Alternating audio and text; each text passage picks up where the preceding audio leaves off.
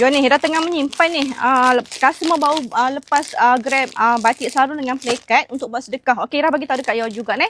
Okey, untuk dekat Ira Syukri, okey, kita memang ada batik dengan plakat untuk buat sedekah tau. Okey, cumanya Ira tunjuk dekat you all. Okey ni.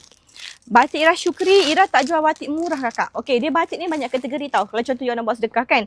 Mungkin you all bajet yang murah. Okey, yang belah-belah ringgit ataupun yang RM20 lebih kan. Okey, Ira punya batik kain cotton tebal. Okey, kain cotton tebal tu macam mana? Okey, mari Ira buka, Ira tunjuk dekat you all Jom. Ni.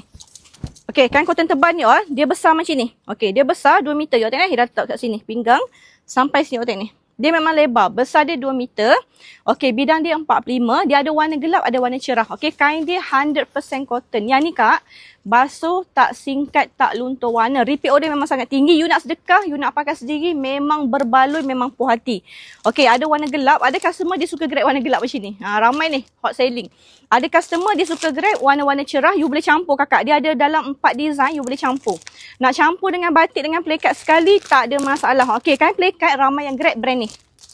Gajah duduk memang hot selling, ramai yang grab. Okey, nak mangga pun boleh, terpulang pada you all, ikut you punya bajet. Yang paling utama, bagi tahu je dekat Ira Syukri, you nak batik ke, nak plakat ke, nak skodi ke, nak 10 helai ke, nak 12 helai 1 dozen, 10 helai separuh kodi, 1 kodi bersama dengan 20 helai. Bajet berapa bagi tahu saja nanti Ira bantu, okey?